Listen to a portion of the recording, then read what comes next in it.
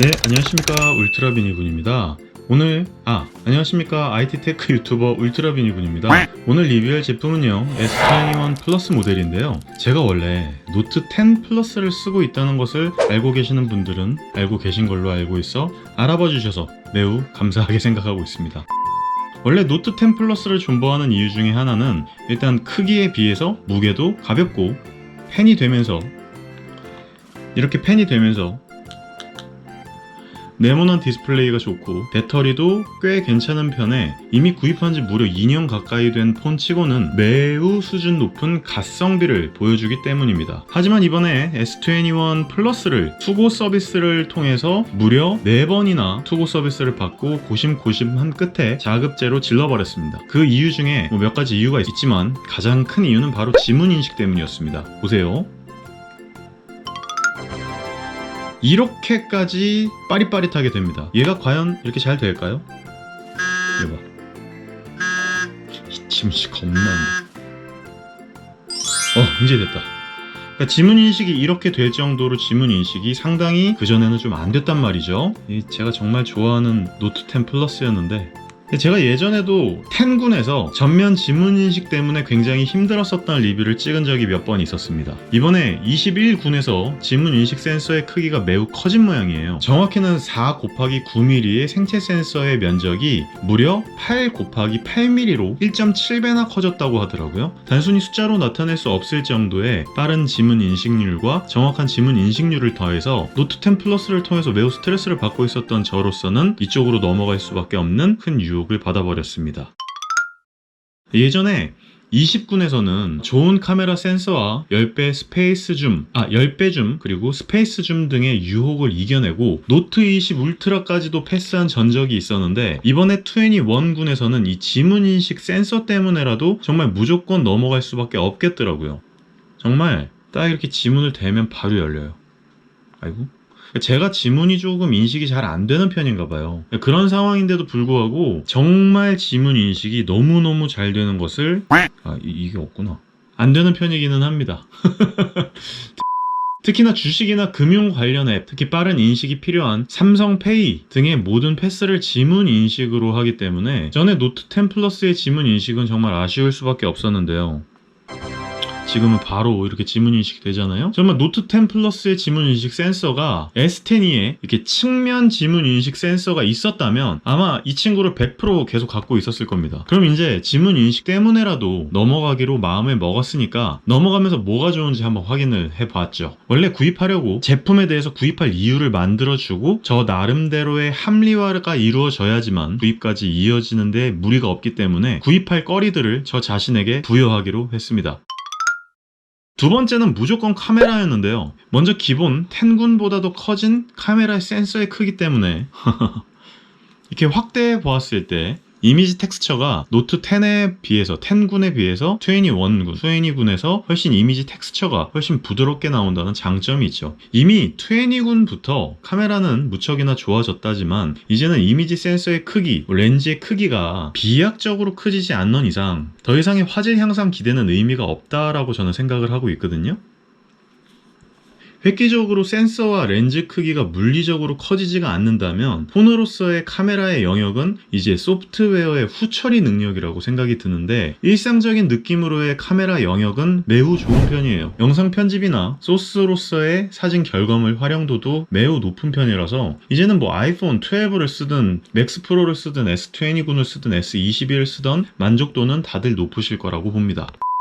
1인치 정도 급의 센서를 쓰고 10배 광학줌을 당길 수 있는 S21 울트라도 있는데요. 폰으로서의 가치를 떨어뜨릴 정도의 무게 때문에 휴대성을 생각해서 S21 플러스 정도로 타협을 보기로 합니다.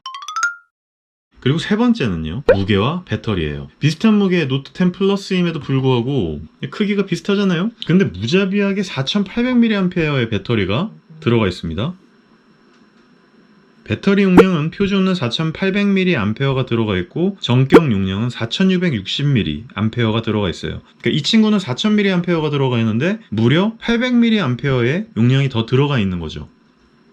그리고 하드웨어적으로 진짜 엄청난 양의 물리적 배터리량인데, 근데 120Hz의 화면 주사율 때문인지 체감상 드라마틱한 생존율을 느끼지는 못했습니다. 그래도 어쨌거나 거의 하루 종일 폰을 만지는데도 불구하고 꽤 높은 생존 타임을 자랑하긴 하더군요. 언젠가는 효율이 극대화돼서 하루 종일 폰을 켜놓고 있어도 배터리가 하루 이상을 가는 폰도 나올 수 있겠죠. 네 번째는 평면 화면입니다. 이 S20 울트라를 구입하지 않은 이유 중에 하나가 무게 때문도 무게 때문인데, 이제는 엣지 디스플레이에서 이 평면 디스플레이로 좀 탈출하고 싶었거든요. 예전에 S10e를 정말 좋아했던 이유가 이 플랫 디스플레이에 이렇게 측면 지문 인식 센서가 있어가지고 너무 좋았었는데, 이번에는 S21 플러스는 플래그십 기기에 크기도 큰데 플랫 디스플레이까지 채택하고 있어서 야, 이거 정말 좋다고 생각을 했습니다. 예상대로 써보니까 매우 편하고 측면에 곡률이 없는 좋은 디스플레이 같아 보였고, 이 노트 10 플러스만 해도 이 옆면의 곡률 때문에 결국은 왜곡이 되거든요.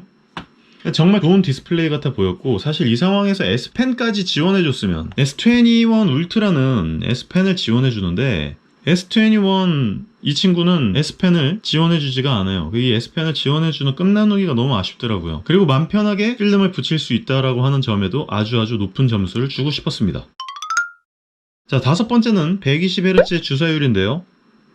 정말 이 움직이는 스크롤링의 느낌이 정말 편할 정도로, 보기가 정말 편할 정도로 좋은 주사율을 보여주고 있는데, 여태까지 60Hz의 주사율만 쓰면서 많은 분들에게 120Hz를 한번 느끼고 나면 역체감 때문에 다시는 옛날 기기로 돌아가지 못한다라는 얘기를 많이 들었거든요. 근데 저는 생각보다 244Hz짜리 노트북도 쓰고 있고 144Hz짜리 노트북도 쓰고 다시 60프레임을 느껴도 괜찮았거든요. 그래서 저는 120Hz의 주사율이 장점으로만 작용하지 딱히 60프레임으로 다시 돌아간다고 해서 불편한 역체감은 없을 것 같습니다. 다만 쓰다 보니까 상당히 눈이 편한 것은 사실이에요. 120Hz의 주사율을 보고 스크롤을 이렇게 돌리고 있으면은 상당히 눈도 편하고, 가능만 하다면 모든 디스플레이가 이 정도의 프레임으로 돌아갔으면 좋겠다는 생각이 들 정도로 좋았어요. 하지만 이 부분 때문에 꼭 폰을 바꿀 필요성은 느끼지 못했습니다. 있으면 좋다? 아니면 뭐 말자 정도. 네, 그 정도의 느낌이었고요.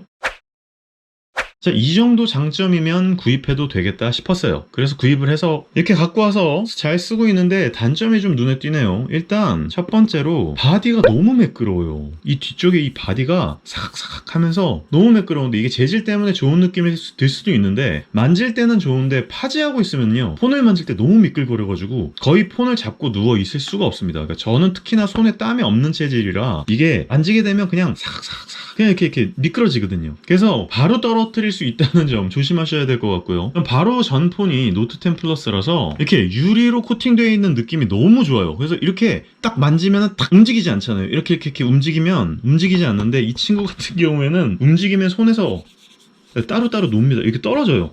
조심해야 됩니다. 그래서 케이스나 이런 링 같은 거를 쓰면 좀 좋을 것 같습니다.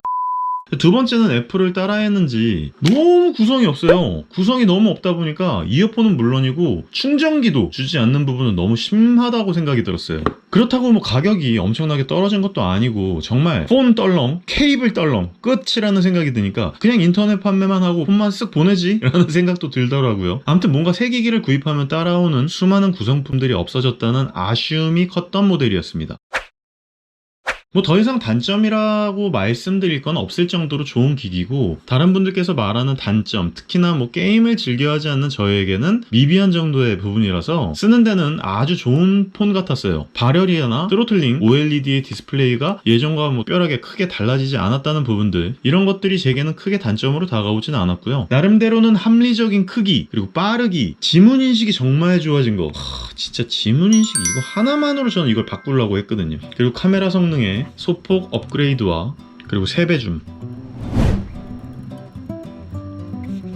이거는 이제 노트 10 플러스를 쓰던 제게는 드디어 기변을 할 기회로 보였습니다. 개인적으로는 가장 오랫동안 썼던 이 노트 10 플러스를 이제는 보내줘야 되니까 기분이 좀 생경한데요. 이번에 노트 21은 출시되지 않는다는 소문이 있어요. 그래서 그래도 한번 좀 기다려봐야 될 것 같기는 합니다. 다음번에는 좀 가볍고 좋은 폰들이 계속 나와주기를 바라면서 저는 다음에 더 좋은 폰 리뷰로 찾아올 수 있도록 하겠습니다. 제가 오늘은요 정말 간단하게 S21 플러스로 왜 바꿨는지에 대한 간단한 몇 가지 이유만을 설명드리면서 이렇게 리뷰를 영상을 찍었는데요. 다음번에는 S21 플러스와 노트 10 플러스 그리고 제가 갖고 있는 1인치급 카메라의 사진 리뷰로 한번 돌아올 수 있도록 하겠습니다. 감사합니다. 울트라비니군이었습니다. 다음번에 더 좋은 영상으로 찾아올 수 있도록 하겠습니다.